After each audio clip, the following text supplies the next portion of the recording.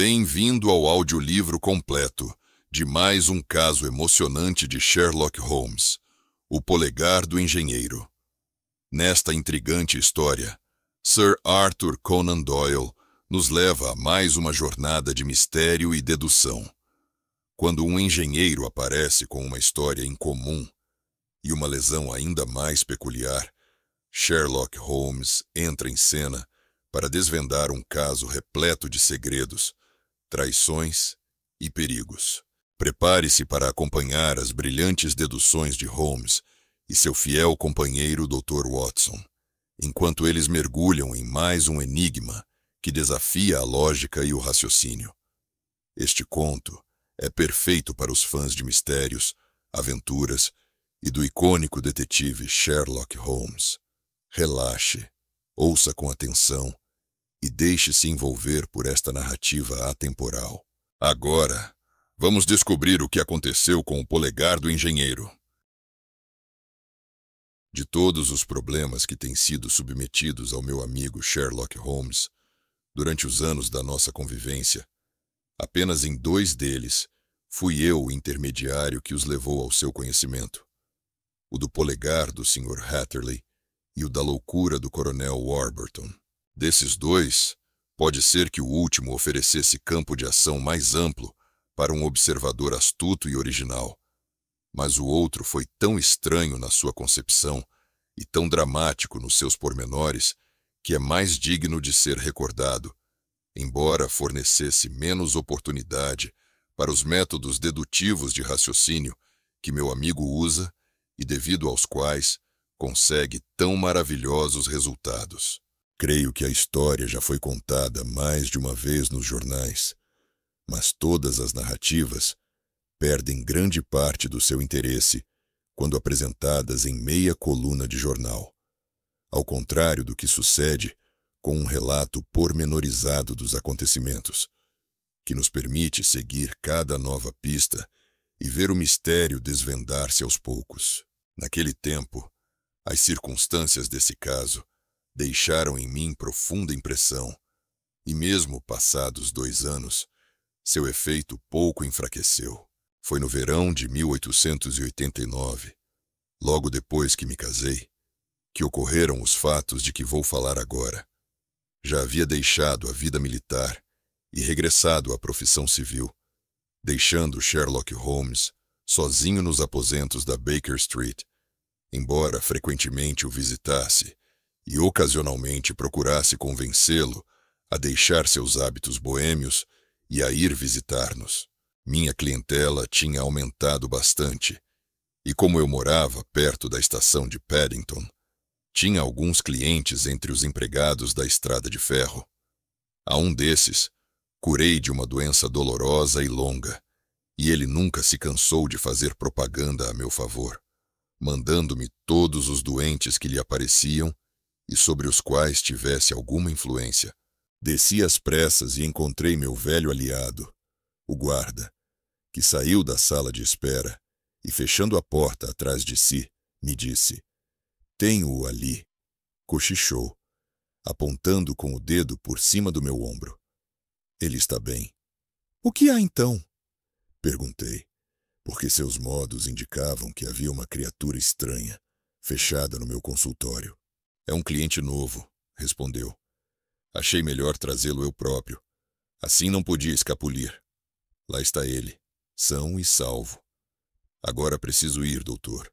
Meus deveres estão à minha espera." E lá se foi, sem me dar a oportunidade de lhe agradecer. Entrei no consultório e encontrei um cavalheiro sentado perto da mesa. Estava discretamente vestido, com um terno de casimira, e colocara o boné sobre meus livros. Era jovem, de uns 25 anos, rosto forte, mas estava muito pálido, e deu-me a impressão de se encontrar sob grande agitação, precisando de todas as forças mentais para se controlar. Além disso, um lenço manchado de sangue envolvia-lhe uma das mãos. "Sinto acordá-lo tão cedo, doutor, mas sofri um acidente muito grave esta noite. Vim de trem agora de manhã, e ao indagar em Paddington, onde podia encontrar um médico, um camarada bondoso trouxe-me até aqui. Entreguei meu cartão à empregada, mas vejo que ela o deixou sobre a mesa. Peguei-o e li. Victor Hatterley, engenheiro hidráulico, Victoria Street, 16A, 3º andar. Era o nome, a profissão e o endereço do meu cliente daquela manhã. Sinto tê-lo feito esperar, disse-lhe eu, sentando-me na cadeira da biblioteca. Chegou de uma viagem noturna e compreendo que é uma coisa muito monótona. Oh, minha noite não foi nada monótona, disse ele, rindo a valer. Todo o meu instinto médico despertou com aquela risada. Pare com isso, exclamei. Acalme-se. E dei-lhe um pouco de água. Não adiantou, porque ele recaiu de novo no histerismo, dando provas de uma natureza forte que se liberta depois de grande tensão de espírito. Daí a pouco voltou ao estado normal, muito cansado e envergonhado. Portei-me como um idiota, exclamou ofegante. Nada disso. Beba. Despejei um pouco de conhaque na água e a cor começou a voltar ao rosto dele. Agora estou melhor, e talvez o doutor possa curar o meu dedo, ou melhor, o lugar onde estava o dedo. Desatou o lenço, estendeu a mão, e embora habituado a ver coisas dessa natureza, chocou-me os nervos olhá-la. Havia 4 dedos salientes e uma superfície medonha ao lado, como uma esponja vermelha, onde estivera o polegar que fora arrancado ou cortado na base. Céus! Exclamei. É uma ferida horrível. Deve ter perdido muito sangue. Sim. Perdi os sentidos quando isto se deu. Creio que fiquei desmaiado bastante tempo, e quando voltei a mim e percebi que ainda estava perdendo sangue, amarrei o lenço bem apertado no pulso e apertei-o mais ainda com um pauzinho. Excelente! Você devia ter sido cirurgião. Faz parte da hidráulica, não é? Tive sorte de saber disso. Este corte foi feito com um instrumento muito pesado e cortante. Sugeri, examinando o corte, com uma machadinha. Foi acidente, suponho. Nada disso. Quê? Um ataque sanguinário. Exatamente. O senhor horroriza-me com isso. Lavei, esterilizei e depois atei a ferida, cobrindo-a de algodão e gaze embebidas em ácido bórico. Ele não se mexeu, embora mordesse os lábios de vez em quando. E agora, está melhor? Perguntei ao terminar. Excelente. Com o seu conhaque e seu curativo, sinto-me outro homem. Estava excessivamente fraco, sofri muito. Talvez seja melhor não falar sobre o assunto agora. Pode ficar nervoso. Oh, não. Agora não. Preciso contar minha história à polícia. Mas cá entre nós, se não fosse a prova convincente deste ferimento, duvido que acreditassem na minha narrativa, porque é por demais extraordinária e não tenho quase nada para comprová-la. Mesmo que acreditem, as pistas que posso oferecer são tão vagas que é duvidoso que a justiça possa agir. Ah! Exclamei. Se há qualquer problema que deseja ver resolvido, recomendo-lhe que vá ter com o meu amigo Sherlock Holmes antes de ir à polícia. Sim, já ouvi falar desse sujeito, respondeu o meu cliente. Ficaria contente se ele tratasse do assunto, embora tenha que fazer minhas declarações oficialmente também. O senhor pode me apresentar a ele? Melhor. Irei com o senhor. Ficar-lhe-ei imensamente agradecido. Vamos chamar uma carruagem, e eu estarei pronto daqui a um instante. Chegaremos à hora do café da manhã. Aguenta ir até lá? Sim. Não ficarei satisfeito enquanto não tiver contado este caso. Então meu criado chamará uma carruagem. Volto já. Subi rapidamente para dizer à minha mulher aonde ia, e em 5 minutos estava com ele na carruagem, seguindo às pressas para o apartamento da Baker Street. Sherlock Holmes estava, como eu previa, sentado na salinha, vestido com o roupão lendo a coluna de crimes no Times e fumando o habitual cachimbo. Recebeu-nos com o seu modo calmo, mas jovial. Mandou trazer mais ovos e presunto frito e convidou-nos a partilhar com ele a refeição. Quando terminamos, Holmes fez nosso amigo reclinar-se no sofá, colocando um travesseiro sob sua cabeça e um copo de água com conhaque a seu lado. Percebe-se que a sua experiência foi muito extraordinária, Sr. Hatterley, disse Holmes. Tenha a bondade de se deitar ali e considere-se em sua própria casa. Conte-me o que puder, mas, se ficar cansado, pare e tome um estimulante. Muito obrigado, disse o meu cliente. Mas já me sinto outro homem depois que o doutor tratou da minha mão, e creio que seu desjejum completou a cura. Não quero ocupar muito do seu precioso tempo, e por isso contarei já o que me aconteceu. Holmes estava sentado na sua poltrona, com uma expressão cansada, as pestanas caídas, cobrindo o olhar naturalmente vivo. Sentei-me à sua frente e ouvimos em silêncio a estranha história da qual nosso visitante narrou os pormenores. Devem saber que sou órfão e solteiro e moro sozinho num apartamento aqui em Londres. Minha profissão é a de engenheiro hidráulico e adquiri muita experiência no meu trabalho durante os 7 anos em que trabalhei na conhecida firma Werner Matheson, de Greenwich. Há 2 anos terminei a aprendizagem e, tendo herdado uma soma regular pela morte de meu querido pai, aluguei um escritório na Victoria Street. Suponho que todo mundo, quando começa a trabalhar por conta própria, encontre dificuldades, mas para mim foi excepcionalmente decepcionante. Durante 2 anos, atendi a 3 casos e prestei um pequeno serviço, e foi só isso o que minha profissão me trouxe, mais o vencimento de umas 27 libras.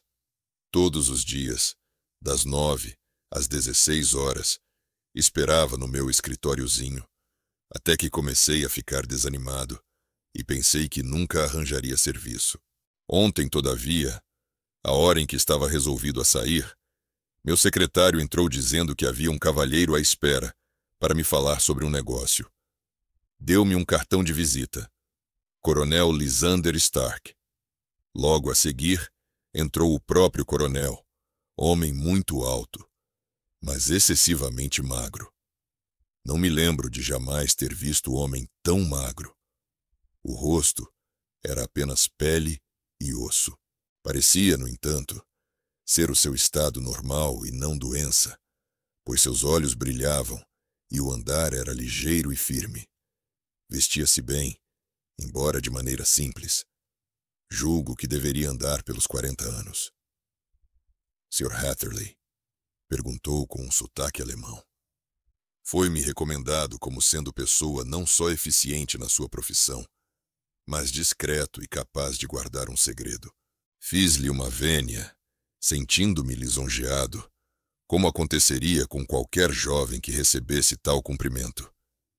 Posso perguntar-lhe quem foi que lhe deu o meu nome? Bem, talvez seja melhor não lhe dizer agora. A mesma pessoa também contou-me que é órfão, solteiro e mora sozinho em Londres. Está certo, respondi. Mas o senhor há de me desculpar se lhe digo que não vejo no que isso tudo tem a ver com minhas qualidades profissionais, pois imagino que é sobre um assunto profissional que o senhor deseja falar comigo. Sem dúvida. Mas verá que tudo quanto digo tem relação com esse ponto. Tenho um trabalho para o senhor, mas é essencial que se guarde sigilo absoluto. Compreende que isso é mais fácil de se esperar de um homem só do que de um que vive no seio da família. Se prometo guardar segredo, pode contar que o farei. Olhou-me severamente e pareceu-me que nunca tinha visto olhar tão suspeito e interrogativo. Então promete? Perguntou ele por fim. Sim, prometo. Silêncio completo e absoluto, antes, durante e depois. Nenhuma referência ao negócio, por palavra ou por escrito. Já lhe dei a minha palavra. Muito bem. Levantou-se de repente e, atravessando a sala como um relâmpago, abriu a porta. Não havia ninguém no corredor. Está muito bem, disse ele. Sei que os secretários são às vezes muito curiosos quanto aos afazeres dos seus patrões. Agora podemos conversar com segurança. Puxou sua cadeira para perto da minha e começou a olhar-me de novo daquele modo inquisitorial e pensativo. Um sentimento de repulsa e talvez de medo começou a crescer dentro de mim com os movimentos estranhos daquele magricela. Nem mesmo o receio de perder um cliente me impedia de mostrar minha impaciência. Faça o favor de dizer qual é o trabalho, senhor, disse eu. Tempo é dinheiro. Deus me perdoe por esta última sentença, mas as palavras brotaram espontaneamente. Como seria se pudesse ganhar 50 guinéus numa noite? Serviria? Ótimo! Digo no trabalho de uma noite, mas talvez não leve mais do que 1 hora. Quero simplesmente sua opinião acerca de uma máquina de estamparia hidráulica que se avariou. Se o senhor nos mostrasse a causa da avaria, nós próprios a consertaríamos. Que pensa de um trabalho assim? Parece ser leve, e o pagamento é bom. Precisamente. Queremos que o senhor venha ter conosco hoje à noite, pelo último trem. Onde? Em Eyford, no Berkshire. É um lugarejo perto dos limites de Oxfordshire, a 11 quilômetros de distância de Reading. Há um trem que sai de Paddington e chega lá às 23h15. Muito bem. Estarei à sua espera numa carruagem. Há necessidade de andar de carruagem, então? Sim. Nosso lugarejo fica bastante longe no campo. 11 quilômetros da estação de Eyford. Então não poderemos chegar lá antes da meia-noite. Suponho que não haja trem de regresso. Serei obrigado a permanecer lá a noite toda. Sim, mas podemos dar-lhe pousada. É desagradável. Não poderia ir a 1 hora mais conveniente? Achamos melhor que o senhor venha tarde. É para recompensá-lo de qualquer inconveniente que lhe vamos pagar tanto, embora seja jovem, desconhecido e não tenha o mesmo valor dos profissionais mais experientes. Todavia, se não quiser aceitar o negócio, está a tempo de recusar. Lembrei-me de como me seria útil aquele dinheiro. Nada disso, disse-lhe. Ficarei satisfeito em acomodar-me aos seus desejos. Somente gostaria de saber com mais clareza para o que precisam de mim. Certamente. É natural que a promessa de guardar segredo atice a sua curiosidade. Não quero comprometê-lo sem primeiro contar-lhe tudo. Suponho que estejamos livres de bisbilhoteiros. Absolutamente. Então o negócio é o seguinte. Provavelmente o senhor sabe que o pó de Fuller é um produto de grande valor, que se encontra em 2 ou 3 lugares apenas na Inglaterra. Já ouvi falar nisso. Há tempos comprei um pequeno terreno, a uns 16 quilômetros de Reading, e senti-me feliz ao descobrir que há um depósito desse pó num dos meus campos. Ao examiná-lo, achei que esse depósito era comparativamente pequeno e formava junção com outros 2 depósitos maiores, um à direita e outro à esquerda, ambos pertencentes aos vizinhos. Essa boa gente ignorava completamente que suas terras possuíam coisa tão valiosa quanto uma mina de ouro. Naturalmente, era do meu interesse comprar as terras deles antes que descobrissem o seu verdadeiro valor. Infelizmente, porém, não possuía capital suficiente. Contei meu segredo a alguns amigos, e eles sugeriram que trabalhássemos calados e secretamente no nosso próprio depósito, e desse modo ganhássemos o dinheiro que nos habilitaria a comprar os campos vizinhos.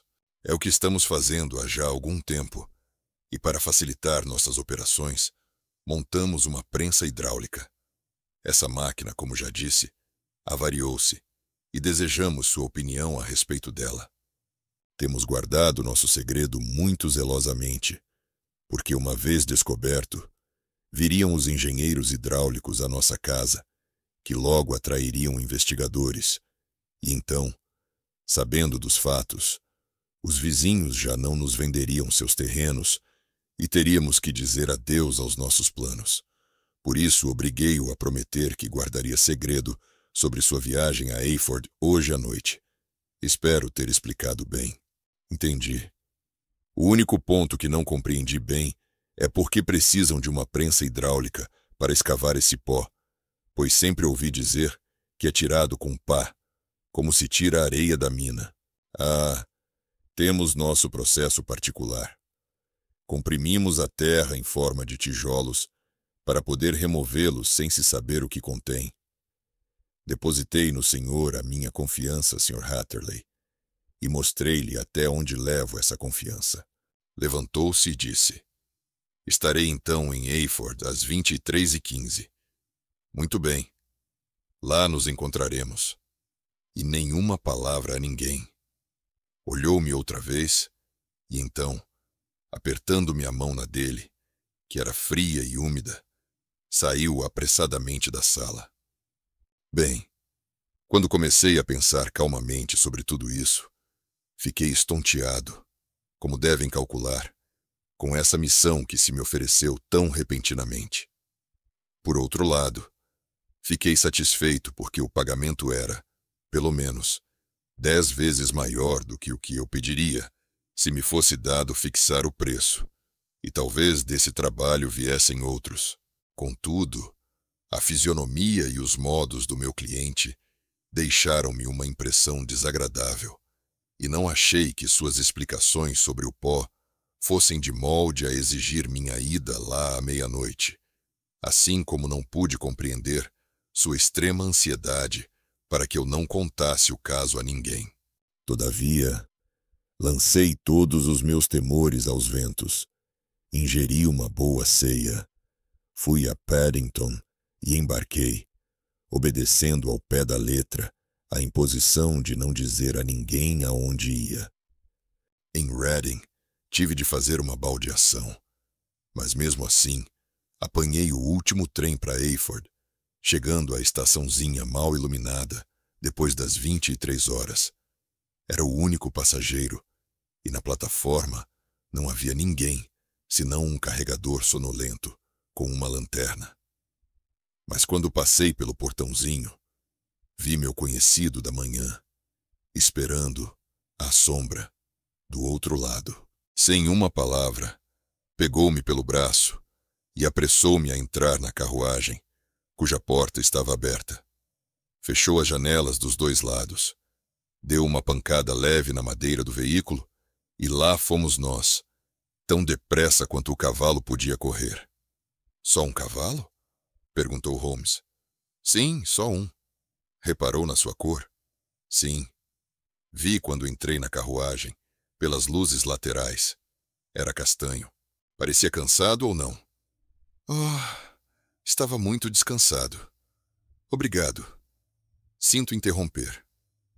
Peço que continue sua interessante narrativa. Andamos assim pelo menos 1 hora.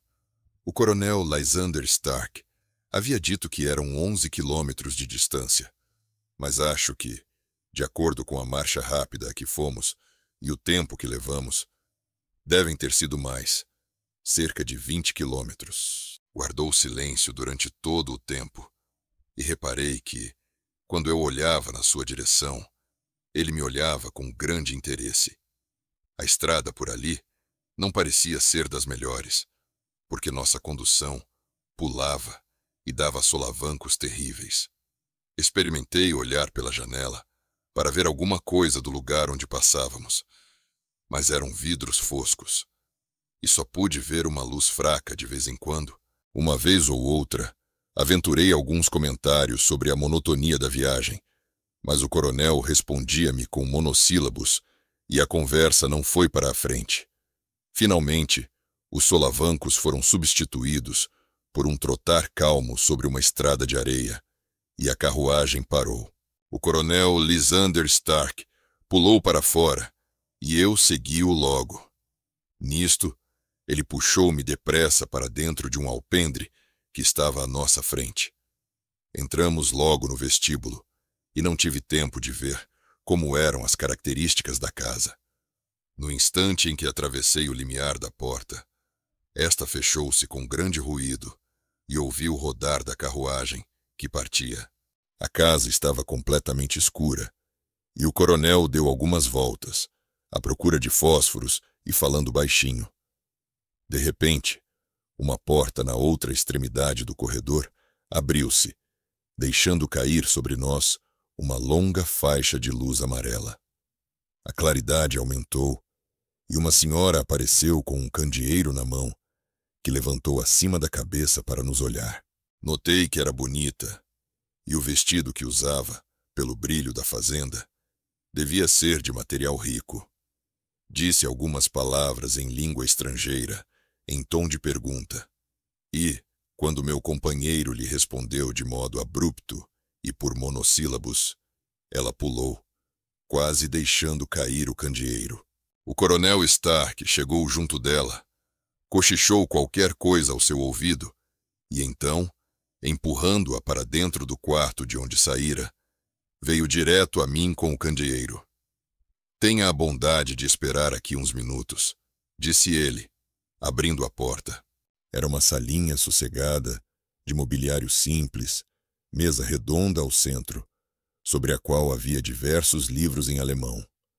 O coronel Stark colocou o candeeiro sobre um piano perto da porta. Não me demoro, declarou, e sumiu-se na escuridão. Olhei os livros que estavam sobre a mesa, e apesar de não entender alemão, compreendi que 2 deles tratavam de ciência, e os outros eram de poesia. Depois, fui até a janela, desejoso de examinar alguma coisa do local, mas havia uma tábua de carvalho obstruindo de todo a visão. Era uma casa excessivamente silenciosa. Havia um relógio badalando muito alto no corredor, mas fora isso, estava tudo calmo. Uma espécie de inquietação invadiu-me. Quem eram aqueles alemães e o que estavam fazendo naquele lugar? Achava-me a uns 16 quilômetros de Eyford. Disso estava certo. Mas se era para o norte, sul, leste ou oeste, não tinha a menor ideia. Reading estava também naquele círculo, de modo que talvez o lugar fosse solitário como eu pensava. Andei de um lado para outro na sala, cantando baixinho para ganhar coragem, pensando nos 50 guinéus que iria receber. Repentinamente, sem qualquer ruído, a porta da sala abriu-se vagarosamente. A senhora estava parada à porta, seu lindo rosto iluminado pela luz do candeeiro. Por trás dela, o corredor em completa escuridão. Percebi que estava amedrontada, e sua atitude gelou-me o coração. Ergueu um dedo trêmulo para indicar silêncio e cochichou umas palavras em inglês, olhando para trás como um animal espantado. Deve ir embora, murmurou ela, querendo falar calmamente. Deve ir embora. Não fique aqui. Não há nada de bom para você fazer aqui. Mas, minha senhora, ainda não fiz o serviço que vim fazer. Não posso retirar-me sem ver a máquina. Não vale a pena esperar, continuou ela. Pode passar pela porta. Não há ninguém. E então, vendo que eu sorria e sacudia a cabeça, de repente, deixou-se de rodeios e deu um passo para a frente, torcendo as mãos. Pelo amor de Deus, cochichou ela. Saia daqui antes que seja tarde demais. Eu, porém, sou por natureza teimoso e sinto-me mais disposto a entrar num empreendimento quando percebo algum obstáculo. Lembrei-me da recompensa prometida, do desconforto da noite de viagem. Tudo haveria de dar em nada? E por que havia de fugir sem fazer o trabalho e sem receber o dinheiro? Aquela jovem, pelo que via, podia ser uma pobre louca. Recuperei, portanto, a coragem, embora sua atitude me pusesse nervoso. Mas sacudi a cabeça e disse que ficaria. Ela ia repetir os seus rogos, quando se ouviu o fechar de uma porta no andar superior e os passos de alguém que descia a escada. Ela escutou por uns instantes, ergueu as mãos em atitude de desespero e sumiu silenciosamente, como aparecera. Os que chegavam eram o coronel Lysander Stark e um homem baixo e gordo, com barba no queixo, que me foi apresentado como o Sr. Ferguson. Este é o meu secretário e agente, disse o coronel. A propósito, pareceu-me que deixei esta porta fechada ainda agora. Lamento que esteja na corrente de ar. Pelo contrário, abri-a porque achei que estava um pouco abafado. Lançou-me um olhar de suspeita. Então é melhor que iniciemos o negócio já. O Sr. Ferguson e eu vamos subir juntos para lhe mostrar a máquina. Suponho que deva pôr o meu chapéu. Oh, não. Ela está aqui em casa. O quê? Então o senhor cava o pó de Fuller dentro de casa? Não, não. Aqui ele é somente comprimido. A única coisa que queremos é que examine a máquina e diga-nos onde está a avaria. Subimos juntos, o coronel na frente com o candeeiro, o homem gordo depois e eu atrás dele. A casa era um verdadeiro labirinto, com corredores, passagens estreitas e escadas em caracol. As portas baixas e os limiares gastos no centro pelas gerações que os haviam atravessado. Não havia tapetes, nem sinal de mobília, a não ser no andar térreo. O reboco caía das paredes e a umidade penetrava, formando manchas verdes e insalubres. Esforcei-me por mostrar uma indiferença que não sentia, pois não me esquecera do aviso da senhora, e mantive bem à vista meus dois companheiros. Ferguson parecia ser um homem calmo e melancólico, mas percebi pelo pouco que falou que pelo menos não era estrangeiro. O coronel Lysander Stark parou por fim diante de uma porta baixa que abriu. Era um quarto pequeno e quadrado, onde mal caberíamos os três. Ferguson permaneceu fora, e o coronel fez-me entrar. Estamos, neste momento, dentro de uma prensa hidráulica, e seria uma grande infelicidade para nós se alguém se lembrasse de pô-la em movimento. O forro deste pequeno compartimento é o fundo do pistão, que desce com o peso de muitas toneladas sobre este piso de metal. Lá fora, há pequenas colunas laterais de água, que recebem, transmitem e multiplicam a força, como o senhor com certeza compreende. A máquina trabalha bem, mas enguiçou e já perdeu um pouco da força. Talvez o senhor, examinando-a, possa dizer-nos como consertá-la. Peguei o candeeiro e examinei a máquina minuciosamente. Era deveras gigantesca e capaz de exercer enorme pressão. Quando passei para o lado de fora e desci as alavancas que a controlavam, vi logo pelo som que havia um pequeno escoamento que permitia uma regurgitação de água por um dos cilindros laterais. Ao examiná-la melhor, vi que uma das fitas de borracha em redor da cabeça da barra propulsora havia encolhido tanto que já não servia de nada.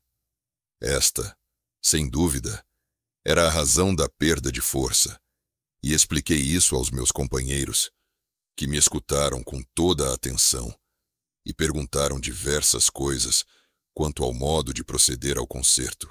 Depois disso, entrei novamente na câmara principal e olhei-a bem para reafirmar minha curiosidade. Quanto à história do pó de Fuller, era mera fantasia, porque seria absurdo supor que uma poderosa máquina daquelas tivesse sido construída para um fim tão inadequado. As paredes eram de madeira, mas o assoalho parecia uma grande gamela de ferro. Baixei-me para ver exatamente o que era, quando ouvi uma exclamação em alemão e vi o rosto cadavérico do coronel olhando para mim. "O que está fazendo aí?" Senti-me aborrecido por ter sido enganado por uma história tão bem elaborada. "Estava admirando o seu pó de Fuller", disse-lhe, "e penso que poderia aconselhá-lo melhor se soubesse o verdadeiro uso da máquina." Deu um salto para trás, fechou a porta e virou a chave na fechadura. Pulei para a porta e puxei a maçaneta, mas estava trancada e não cedeu, apesar dos meus pontapés e empurrões. Ei, coronel! Ei! Gritei. Deixe-me sair! E então, subitamente, no silêncio que se fez, ouvi um som que me trouxe o coração à boca. Era o ruído das alavancas e o chiar do cilindro. Ele havia ligado o motor.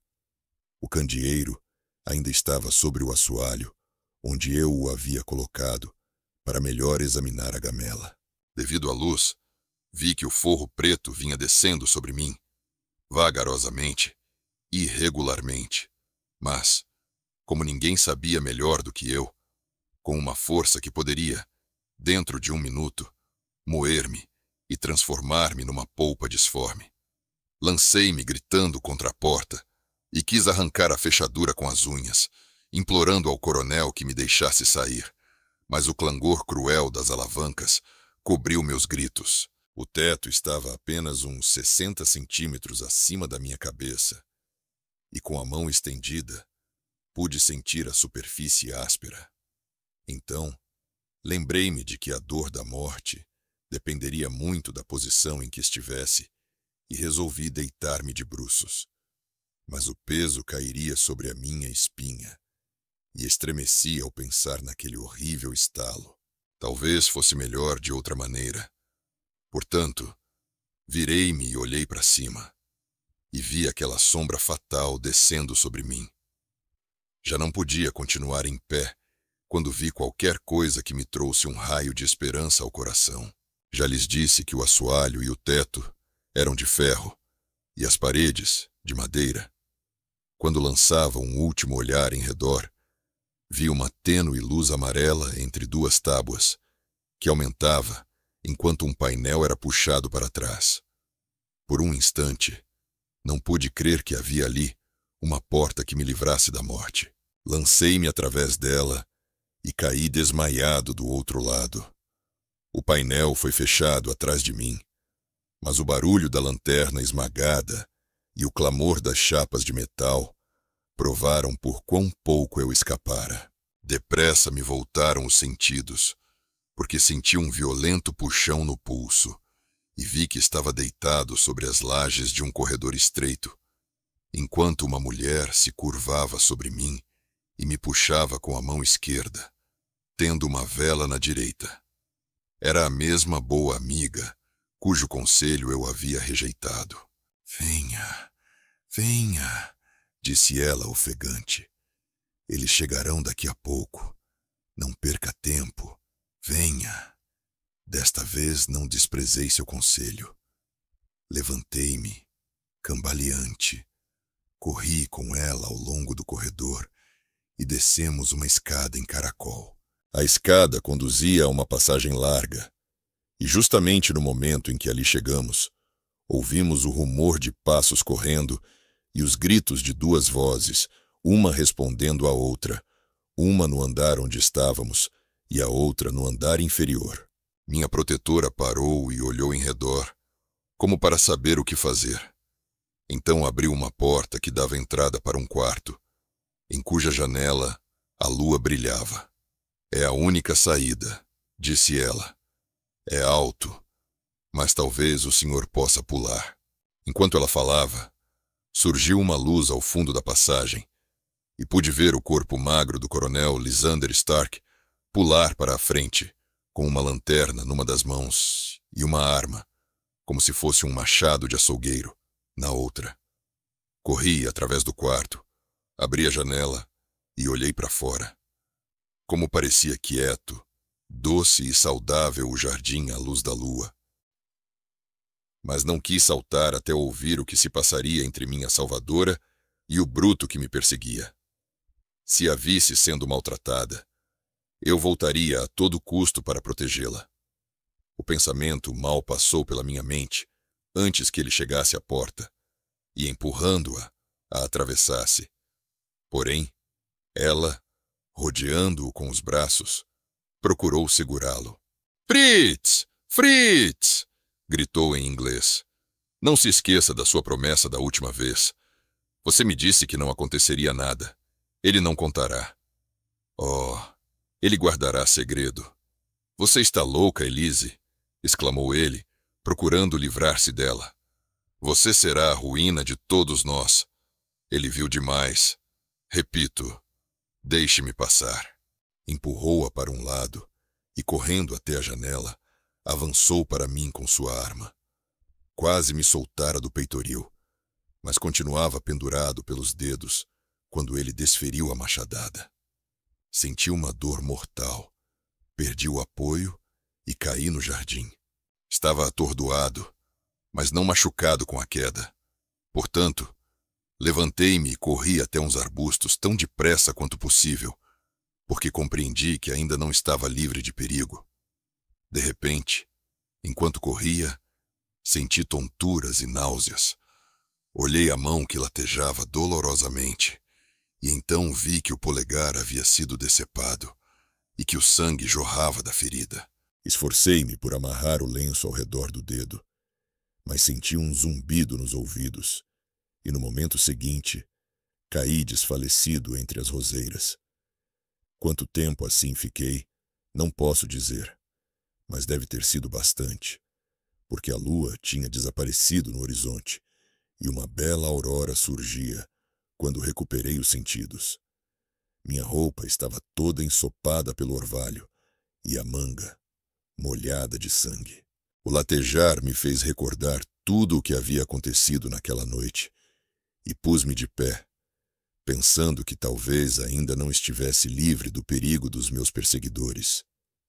Mas, para admiração minha, quando lancei a vista em redor, não pude ver nem casa, nem jardim.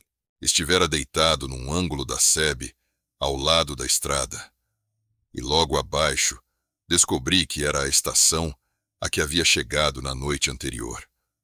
Se não fosse a mão ferida, tudo o que havia acontecido durante aquelas horas terríveis poderia ser interpretado como um sonho mau. Meio estonteado ainda, entrei na estação e indaguei a respeito do trem da manhã. Haveria um em menos de meia hora para Reading. Vi que era o mesmo guarda da noite anterior, que ainda estava de serviço. Perguntei-lhe se ouvira falar do coronel Lysander Stark, mas o nome era-lhe estranho. Perguntei-lhe se havia notado uma carruagem que estava à minha espera na noite anterior. Respondeu-me que não. Se havia um posto policial? Só a 5 quilômetros dali. Era demasiado longe. Tão fraco e doente me sentia que resolvi voltar para a cidade antes de procurar a polícia. Cheguei às 6 e pouco. Fui primeiro à casa do doutor e ele teve a bondade de me trazer aqui. O caso está nas suas mãos e farei exatamente o que o senhor me aconselhar. Ficamos os dois em silêncio por algum tempo, depois de ouvir a narrativa. Então, Sherlock Holmes tirou da prateleira um dos volumosos livros no qual guardava os seus recortes. Aqui está um anúncio que vai interessá-lo, disse ele. Saiu em todos os jornais cerca de 1 ano atrás. Escutem. Desaparecido desde o dia 9 do corrente, o Sr. Jeremias Hailing, de 26 anos de idade, engenheiro hidráulico.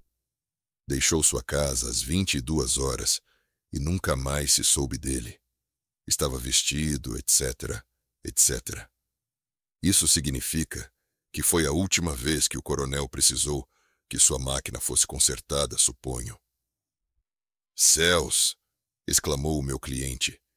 Então isso explica o que a jovem disse. Sem dúvida. Está claro que o coronel é um homem insensível e desesperado, que estava resolvido a que nada o estorvasse, como os piratas que não deixam viva alma no navio capturado. Bem, cada momento agora é precioso. Portanto, se sente com bastante força, iremos até a Scotland Yard antes de partirmos para Eyford. Daí a umas 3 horas, estávamos todos no trem, dirigindo-nos de Reading para a pequena aldeia de Berkshire. Éramos ao todo 5. Sherlock Holmes, o engenheiro, o inspetor Bradstreet da Scotland Yard, um detetive e eu. Bradstreet havia estendido um mapa utilizado pela artilharia sobre o banco e estava ocupado com o compasso, desenhando um círculo, tendo como centro Eyford. Aqui está, disse ele. Aquele círculo cobre uma distância de 16 quilômetros da vila. O lugar que procuramos deve ficar perto daquela linha.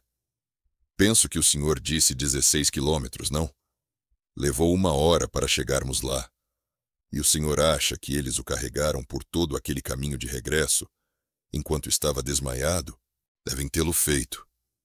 Tenho uma vaga ideia de me sentir levantado e carregado para qualquer lugar.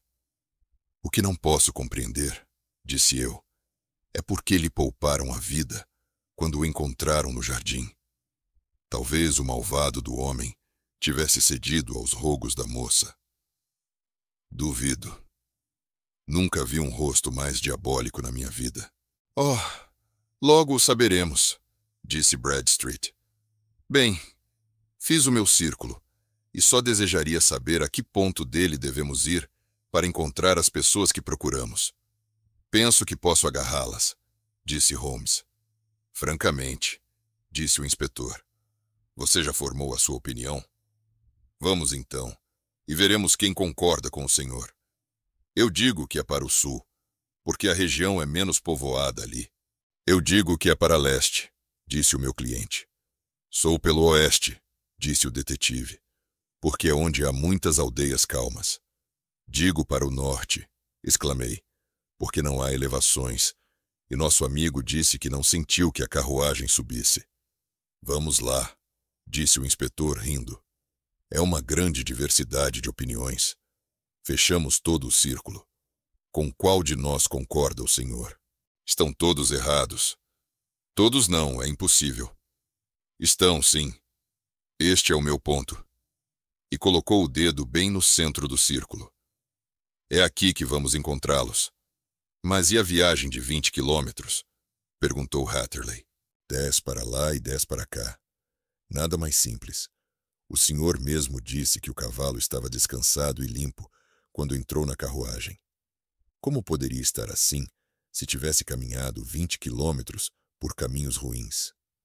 Deveras, é um ardil astucioso e muito provável, observou Bradstreet pensativo. Não pode haver dúvida quanto à natureza desses gangsteres. Nenhuma, disse Holmes. São fabricantes de moedas, em grande escala, e usam a máquina para formar a amálgama que utilizam em lugar da prata. Já nos avisaram de que há alguém fazendo isso, disse o inspetor. Fabricam meias coroas aos milhares. Já seguimos a pista deles até Reading, mas só até lá, porque encobriram o rastro. Agora, porém, com esta extraordinária coincidência, creio que os apanharemos finalmente. Mas o inspetor enganou-se, pois aqueles criminosos não estavam destinados a cair nas mãos da justiça. Quando o trem entrou na estação de Eyford, vimos uma gigantesca coluna de fumaça que subia por trás de um renque de árvores na vizinhança e que pairava como uma enorme pluma de avestruz sobre a paisagem. Um incêndio? Perguntou Bradstreet. Sim, senhor, respondeu o chefe da estação. Quando foi que começou? Ouvi dizer que foi durante a noite, mas aumentou, e o local está todo em chamas. De quem é a casa? Do Dr. Becker.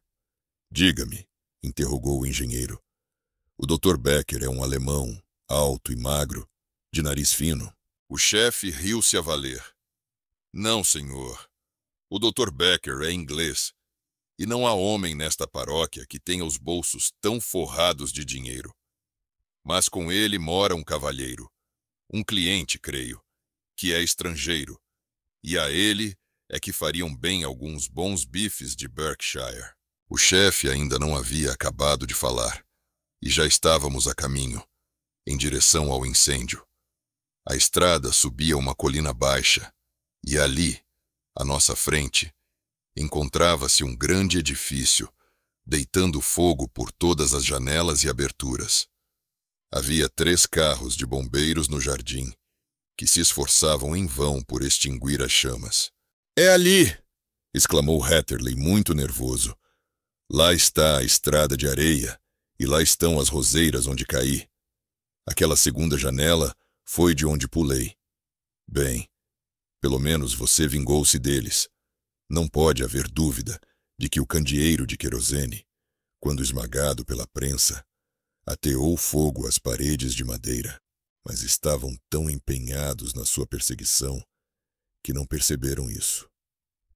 Agora, observe bem para ver se seus amigos de ontem estão no meio desta multidão, embora eu pense que já se encontram a 150 quilômetros daqui. Os cálculos de Holmes foram confirmados, porque desde aquele dia até hoje nunca se ouviu falar do alemão, nem da linda jovem, nem do inglês melancólico.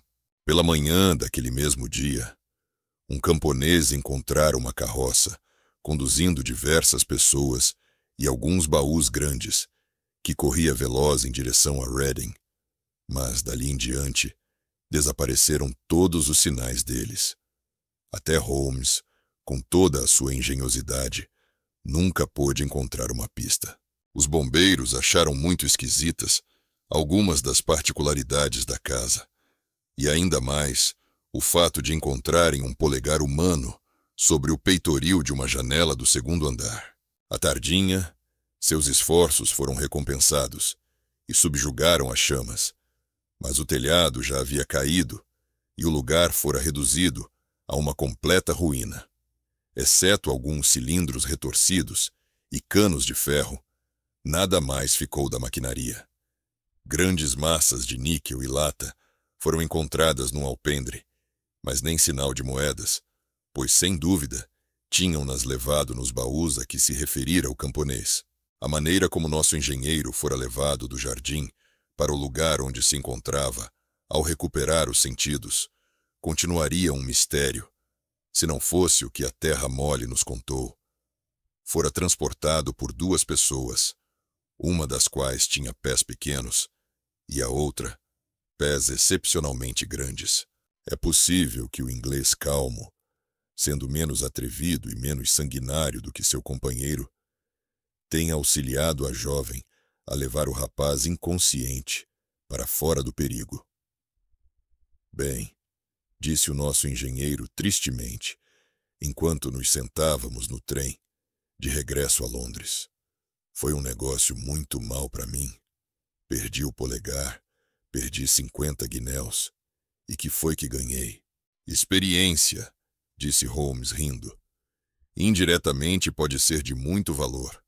Só precisa colocá-la em palavras para ganhar fama de ser um excelente companheiro para o resto da vida. Obrigado por acompanhar mais uma incrível aventura de Sherlock Holmes. O polegar do engenheiro nos mostra mais uma vez a genialidade do maior detetive da literatura e a lealdade de seu fiel companheiro, Dr. Watson.